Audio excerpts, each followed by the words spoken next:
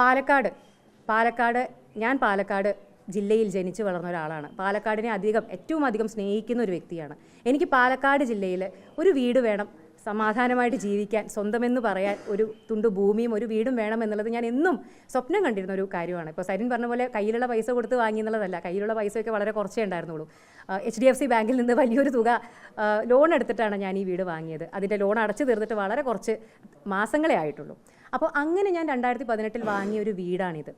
ഇവിടെ ഞങ്ങൾ താമസിച്ചിട്ടുണ്ട്. കാര്യം നിങ്ങൾ ഇപ്പോൾ മുമ്പ് പറഞ്ഞ പോലെ തന്നെ ഞാൻ നെന്മാറ അവൈറ്റിസിലാണ് എൻ്റെ 5 വർഷത്തോളം ഞാൻ ഇപ്പോൾ ഷാർജയിലേക്ക് ജോലി മാറുന്നതിന് മുമ്പ് വരെ ഞാൻ ജോലി ചെയ്തത് ആ ആശുപത്രിയിലായിരുന്നു. ആ സമയത്ത് ഞാൻ മുകളിലായിട്ടും താഴെ ഇവരായിട്ടും ഇവിടെ താമസിച്ചിട്ടുണ്ട്. അതിൻ്റെ റെൻ്റ് എഗ്രിമെൻറ്റ് കാര്യങ്ങളെല്ലാം ഇപ്പോൾ ഞാൻ നിങ്ങൾക്ക് കാണിച്ചു തരാൻ വേണ്ടി കൊണ്ടുവന്നതാണ്.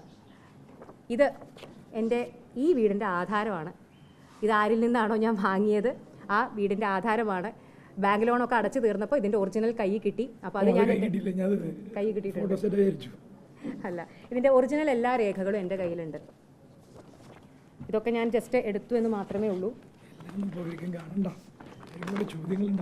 അല്ല, ചോദ്യങ്ങൾ ഞാൻ ഉത്തരം പറയാം.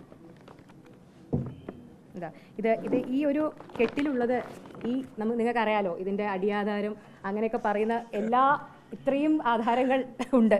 ഇതൊക്കെ ഞാൻ സൂക്ഷിച്ചു വെച്ചതാണ്, കയ്യിലുണ്ടായിരുന്നു.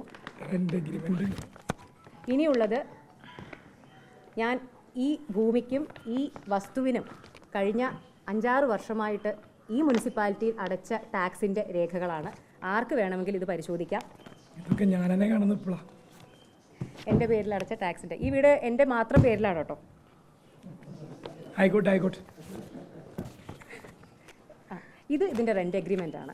ഞാൻ പറഞ്ഞല്ലോ, ഇത് ഇവിടെ താഴത്തെ നില വാടകയ്ക്ക് കൊടുത്തതിനുള്ള റെൻ്റ് എഗ്രിമെൻ്റ് ആണ്. അതും ഞാൻ കയ്യിൽ സൂക്ഷിച്ചിട്ടുണ്ട്. ഇത് ഞങ്ങൾക്ക് വന്ന ഇപ്രാവശ്യത്തെ വോട്ടർ ID ആണ്. ഇതിൽ നിങ്ങൾക്ക് കാണാൻ സാധിക്കും ചിന്താനഗർ പാലക്കാട്. ഈ വീടിൻ്റെ അഡ്രസ്സിൽ വന്ന വോട്ടർ ID ആണ് എനിക്കും സരിനും. അപ്പോൾ ഇല്ല, ഇത് ഞങ്ങൾ ഇവിടെ വന്ന് കൈപ്പറ്റിയതാണ്, രജിസ്റ്റേർഡ് ആയിട്ട് വന്ന് കൈപ്പറ്റിയതാണ്. അപ്പോൾ എനിക്ക് മനസ്സിലാവാത്തത്, ഇതിൽ എഴുതിയിട്ടുണ്ട് ഒരു വോട്ടർ ആണെന്നതിൽ അഭിമാനിക്കുക എന്ന് ഇലക്ഷൻ കമ്മീഷൻ എഴുതിയിട്ടുണ്ട്.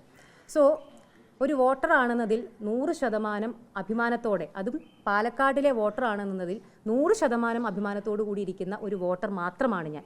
ഒരിക്കലും എന്നെ സ്ഥാനാർത്ഥിയുടെ ഭാര്യയായിട്ടോ അല്ലെങ്കിൽ ഏതെങ്കിലും ഒരു രാഷ്ട്രീയ പാർട്ടിയുടെ, ഞാൻ എപ്പോഴും പറയുന്നതാണ്, ഞാൻ ഒരു രാഷ്ട്രീയ പാർട്ടിയുടെ പ്രവർത്തകയുമല്ല, പ്രചാരകയുമല്ല. എന്നെ നിങ്ങൾ ഡോക്ടർ സൗമ്യ സരിൻ എന്ന് പറയുന്ന എൻ്റെ വ്യക്തിത്വത്തിൽ മാത്രം കണ്ടാൽ മതി. പക്ഷേ ഇത്തരത്തിൽ രാഷ്ട്രീയം എന്തുമായിക്കൊള്ളട്ടെ, അത് ഒരു വഴിക്ക് നടക്കേണ്ട കാര്യമാണ്. പക്ഷേ അതിൽ പുലർത്തേണ്ട മിനിമം മാന്യത എന്ന് പറയുന്ന ഒന്നുണ്ട്.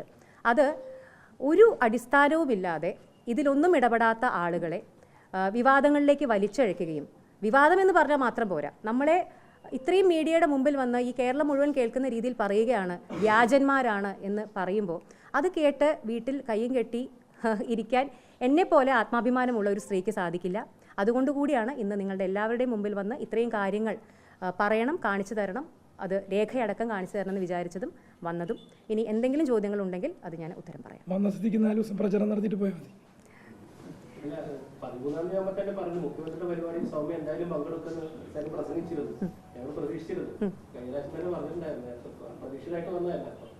ഞാൻ അപ്രതീക്ഷിതമായിട്ട് ഞാൻ പറഞ്ഞല്ലോ, അത് സരിനല്ലേ പറഞ്ഞത്. ഇപ്പൊ മനസ്സിലായില്ല, ഞാൻ പറയാൻ വരുമായിരുന്നു, അത് ഞാൻ പറഞ്ഞതല്ലേ. ഞാൻ എപ്പോഴും പറയാറുണ്ട്, ഭർത്താവ് പറയുന്നതിന്റെ ആയിക്കോട്ടെ, അത് സരിനോട് ചോദിച്ചാൽ മതി. ഞാൻ എപ്പോഴും പറയുന്നത് ഭാര്യയും ഭർത്താവും എന്നുള്ളത്, അല്ലെങ്കിൽ എപ്പോഴും നമ്മൾ സ്ത്രീകളെ, ഭാര്യമാരെ ഈ ഭർത്താക്കന്മാരുടെ ഒരു വാലായിട്ട് കണക്കാക്കുക, അല്ലെങ്കിൽ ഭർത്താക്കന്മാരുടെ അതേ നിലപാട് തന്നെയാണ് ഭാര്യമാർക്കും എന്നൊക്കെ പറയുന്നത് വളരെ പിന്തിരിപ്പൻ ചിന്താഗതികളാണ്. ഞാൻ എപ്പോഴും പറയുന്ന കാര്യമാണ്, ഞാൻ വേറൊരു വ്യക്തിയാണ്, എൻ്റെ നിലപാടുകൾ വ്യത്യസ്തമാണ്. എനിക്ക് ജീവിതത്തിൽ ഞാൻ എന്ത് ചെയ്യണം എന്നുള്ള ചിന്തകൾ അത് രാഷ്ട്രീയത്തിൽ നിന്നൊക്കെ വളരെ വിഭിന്നമായിട്ടുള്ള കാര്യങ്ങളാണ്. അത് മനസമാധാനത്തോടുകൂടി ചെയ്തു പോകുന്ന, എൻ്റെ ജോലി വൃത്തിയായി ചെയ്തു പോകുന്ന ഒരു കുട്ടികളുടെ ഡോക്ടറാണ് ഞാൻ. ആ പണി ഞാൻ നന്നായി ചെയ്യുന്നുണ്ട്. ആ ഒരു ജോലി ചെയ്തുകൊണ്ട് തന്നെ സമാധാനമായി സന്തോഷമായി ജീവിക്കുന്നുണ്ട്. അത് ഞാൻ പൂർണ്ണ തൃപ്തയുമാണ്. പിന്നെ അനാവശ്യമായിട്ട് ഇത്തരത്തിലുള്ള വിവാദങ്ങളിലേക്ക് വലിച്ചിഴക്കേണ്ട ആവശ്യമില്ല എന്നുള്ളത് ഞാൻ എപ്പോഴും പറയുന്ന കാര്യമാണ്.